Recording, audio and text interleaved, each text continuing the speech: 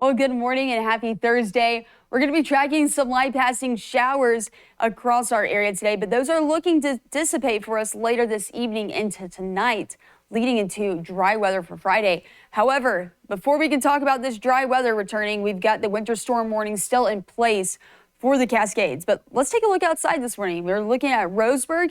Again, the lights are up. We're starting to wake up. And thankfully, we're not seeing any of that dense fog in Roseburg this morning. Now, the area where the densest fog is Diamond Lake with visibility at 1.5 miles. But the temperatures are on the cooler side this morning. We are seeing those low to mid 30s along the I-5 corridor, upper 30s, low 40s there along the Central Coast, and temperatures are warming up today, but right near average this time of year. So it should be pretty comfortable. Low 50s for the Central Coast and then mid 40s for, of course, the Willamette Valley and Umpqua Basin. But we're not going to be focusing on the temperatures too much today because we do have some showers to still track and some snow. Light passing showers moving through areas like Corvallis this morning. Those will be continuing to develop today. And of course, we're still dealing with the snow, and we've had so much snow lately. Again, that's going to make for treacherous conditions, and we're adding to that snowfall still today. Now, the winter storm warning set to expire at 4 p.m. today, but we are still looking to add anywhere between 4 to 9 inches of snowfall. So looking at our Mountain Pass forecast, we are, of course, seeing those highest totals there towards Government Camp, where we could be seeing up to 1 inch of snowfall there. But let's talk about the overall conditions. We are going to deal with some passing showers. I think they're going to be pretty light in nature, and they're not going to completely ruin your Thursday, but they could throw a little bit of a wrench in the plans if maybe you're going out to lunch or picking the kids up from school later.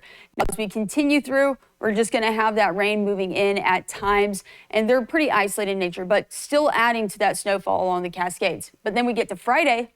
Completely different story for us.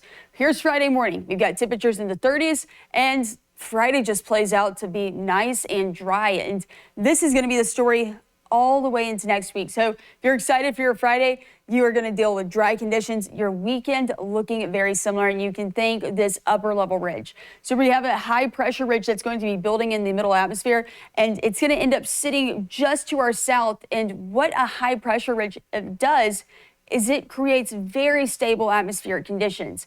So that's going to clear out any kind of rain for us in the near future, but we have to just get through today in the rain that's passing before we can dry out. And we are looking to start with foggy conditions tomorrow in, of course, the Willamette Valley. Umpqua Basin in the mid 40s today, but the low 50s return for us tomorrow into the weekend and into next week.